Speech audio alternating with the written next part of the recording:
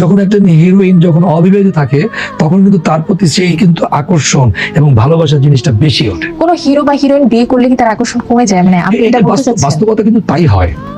তাহলে তো আমি বলবো শাকিব খানের বেলায় তাহলে পুরো উল্টো কেন? শাকিব খানের বেলা কোনটা উল্টো আপনি বলেন? যেমন তিনি একটা দীর্ঘদিন বিরতি নিয়েছেন, এখন আবার আপনি দেখেন যে আপনি দেন চলবে না। আমি অনন্ত জলিল আর বর্ষা ছবি চলে না।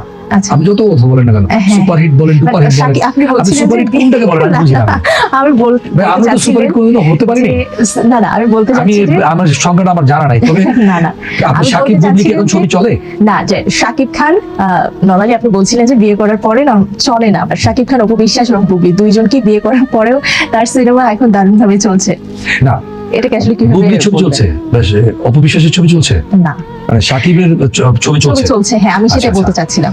না ঠিক আছে, একটা পুরুষের বেলায় আসলে কি যে অনেকটা অ্যাকসেপ্ট করে, কিন্তু মেয়েদের বেলায় আসলে অনেক কিছু অ্যাকসেপ্ট করে না সমাজ। আপনি এটা মানতে হবে।